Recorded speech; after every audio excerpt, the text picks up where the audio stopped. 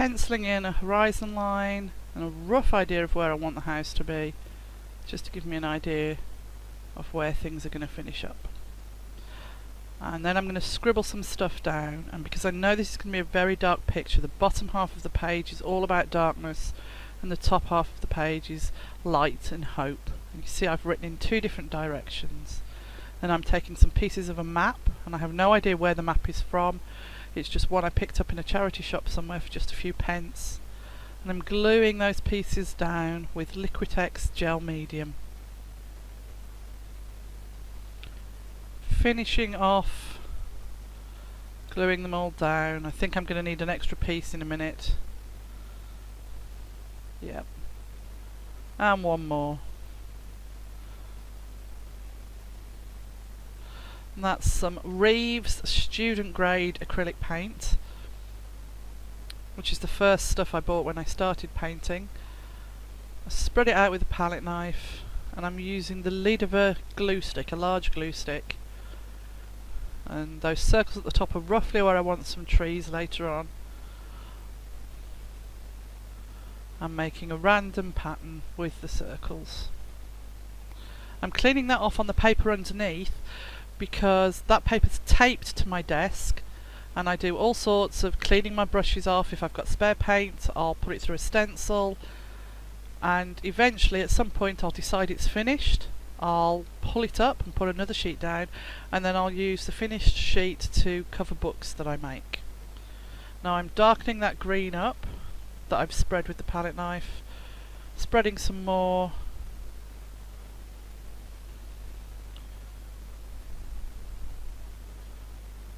trying to get the sides darker. Then I'm using a rubber stamp. It's a Tim Holtz one. Life doesn't have to be perfect, it just has to be lived. And I'm using black archival ink and just putting it in random places, just bits of it.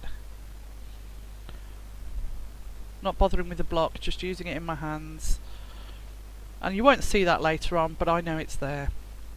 And then I've darkened that green up even more so that it's almost black. And I'm darkening the edges, using some water from a spray bottle to help me blend it through. More black, so even darker.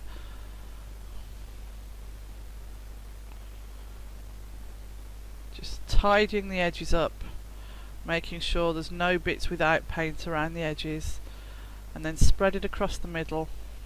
You see I cleaned the palette knife on the paper then. Making the edges even, neater and darker. Quite focused on that being very, very dark. Neatening that top bit up. Then I turn it round and I do the sky, and I use some Reeves student acrylic again in light blue and some white iridescent acrylic mixed together to make the lightest part of the sky. And then I use the light blue on its own to finish off the sky. And you can see I managed to get the brush in the black that's on the palette. So I decide to incorporate that and make the edges of the sky darker. So I'm using that mess and deliberately adding some black to it now and darkening up the sides. Then I finish off the bit in the middle in a moment, but then I decide that it's not even enough, so I use the spray bottle of water and I try and blend it all in. But then that's lightened the sides too much, so I come back and darken the sides again and blend it in, and eventually I'll decide it's finished. Just darkening the edges up even more, trying to use the brush fairly dry, but the spray bottle of water to help me blend it, which lightened it all up, so I come back and darken it again. I've decided it's finished. I've got the white iridescent acrylic just on its own to make the lightest spot of the sky just above the horizon. Turn it back round. Some book paper. This is from a book my husband brought me back from Germany. He was working in Germany and he went to a second-hand bookshop and brought me back some old books from there. And I love the fonts in these books. These older German books have the most fantastic fonts in them.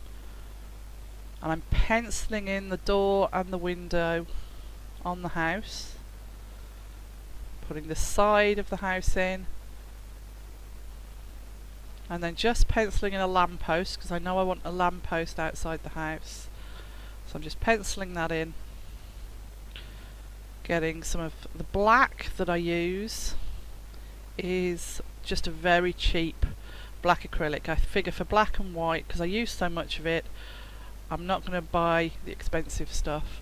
And then that's Liquitex Basics grey. And I made the side and the roof lighter than the front. I'm going to put the door, which is a red colour mixed with the black. Just grabbing a smaller brush to do the details. I'm going to do the window frame.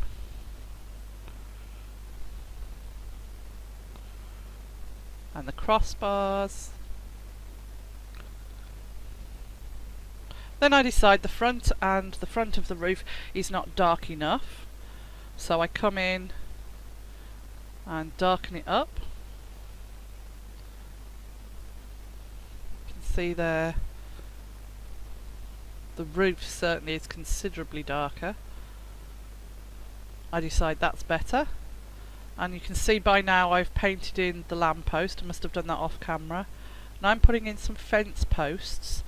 The first one was on the horizon line, and then they're starting to come towards us down the front. And I don't know whether you can see them on the video, but because it's pure black on that green black mixture, you can see them in the finished piece. Just marking the path that the figures will walk on.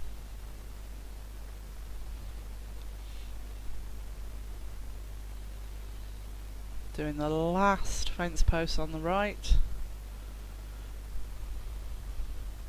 Then I'm going to make some of the trees, and I want to mix the green with grey, but I want it to have a slight blue tinge to it, so I made the blue-grey first, and then I'm mixing it with the green for the furthest away trees to be the lightest, and I wish I'd gone even lighter than this for the furthest trees, but it's okay. Trees and bushes, just making some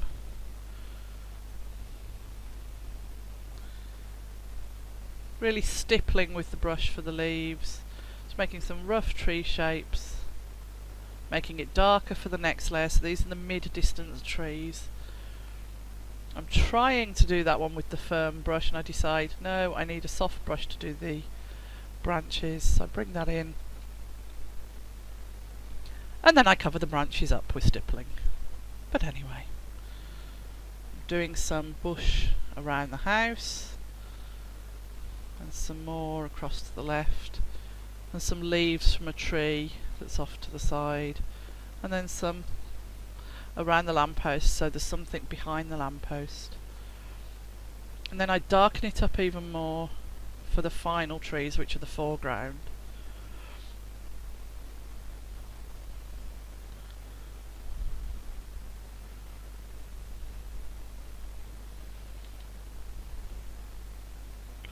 And just stippling those leaves in again with the darkest green. Putting a trunk in on the right, and some very fine branches. You can see they're very, very fine.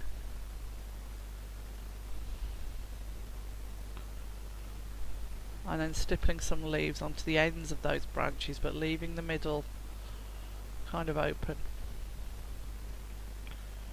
And then you can see I've decided the sky is still not dark enough, so I get some of the grey on my fingers. I use the spray water and a tissue, and eventually get it to where I like.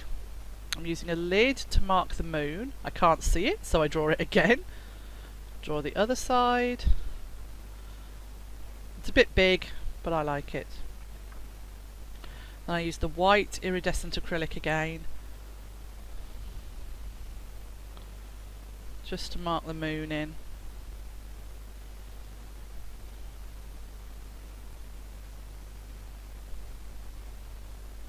Just finishing the moon off. Turn the paper round. Then I start penciling in the figures. I want 2 figures up there, right on the horizon line. And in a moment I'm going to realise that the camera certainly won't be able to see that, because I can only just see it. So I put the pencil to one side and I pick up a permanent marker. It's a very fine point. It's not quite the O1, I think it's the O2. Just marking in where I want those figures.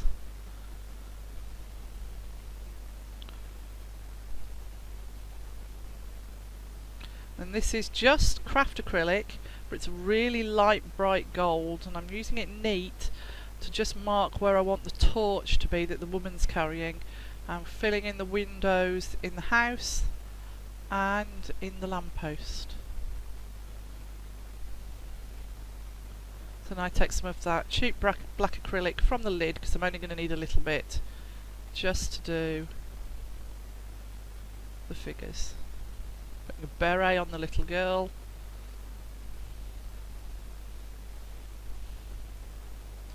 Get a finer brush for her legs. Finishing off the woman. And then finally her hair.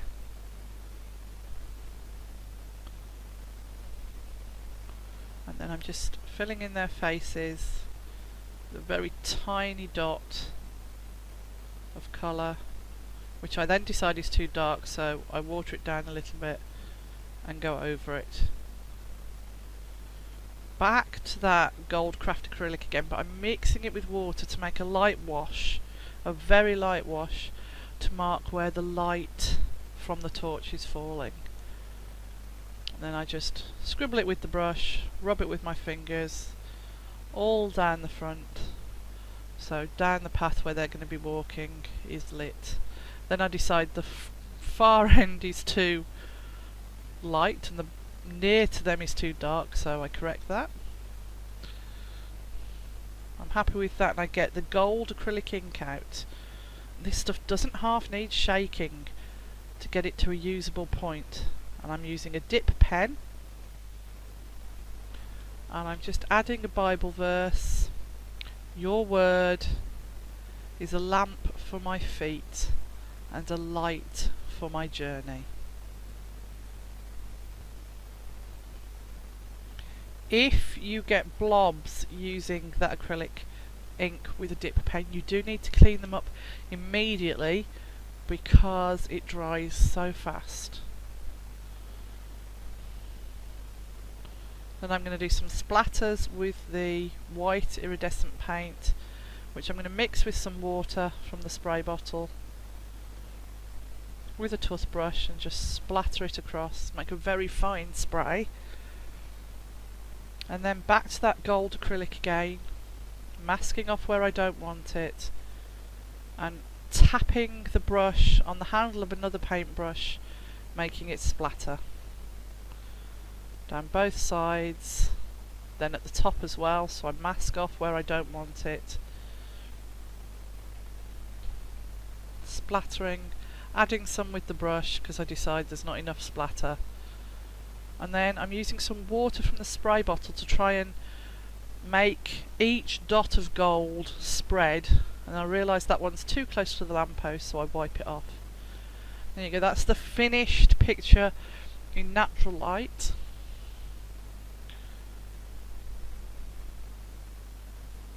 And that one is with a lamp pointed at it, so you can see just how reflective that gold paint is.